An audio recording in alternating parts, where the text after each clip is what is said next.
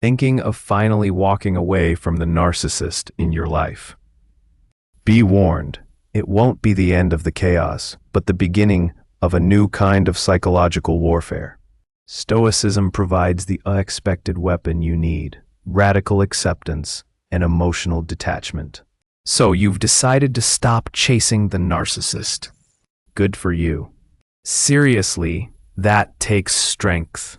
But don't expect a clean break or a peaceful resolution. What usually happens next is a game. They might get angry, really angry. Narcissistic rage is a real thing. They can't stand losing control or not getting the attention they feel entitled to. Or they might try hoovering, sucking you back in with promises, apologies, or even fake emergencies. They will try to invalidate your feelings. Remember all the gaslighting and blame. Expect more of it. The key here is to understand that this is all about their ego. They need that validation, that source of supply, and you've just cut it off. You are no longer feeding into their grandiosity. It's about power and control, plain and simple. This is where the Stoic mindset comes in. Stoicism isn't about being emotionless. It's about emotional regulation. It's about understanding what you can control and what you can't. You can't control the narcissist's behavior, their reactions, or their manipulation tactics. Trying to will only lead to more frustration and pain. What you can control is your response. You can choose detachment. Detachment isn't about not caring. It's about not letting their actions dictate your inner peace. It's about setting healthy boundaries and sticking to them. Think of it as building a fortress around your mind.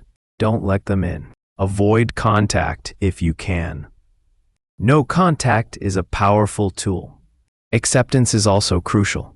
Accept that this person is likely not going to change. Accept that you might feel guilt, anxiety, or even fear. These feelings are normal.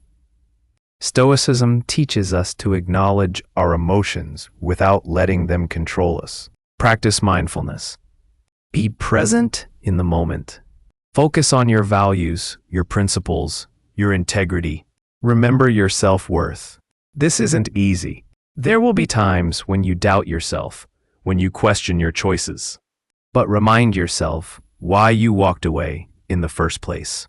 Remember the emotional abuse, the mental abuse, the cycle of idealization and devalue. Remember the feeling of being constantly manipulated and controlled.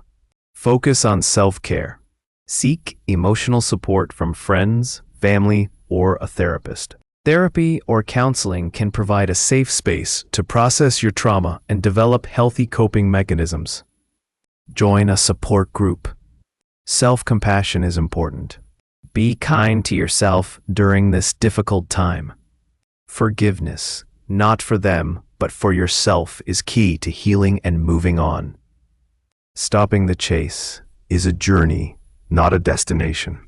There will be ups and downs, but with a Stoic mindset, you can build resilience, find inner strength, and create a life filled with purpose and meaning.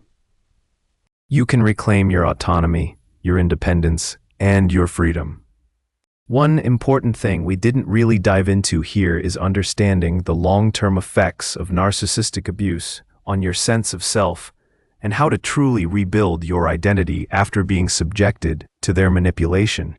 Also, how to effectively identify and avoid narcissistic people in the future is also left unexplored. We plan to address these in future videos. If you found this helpful, please like, share, and subscribe to keep watching content like this.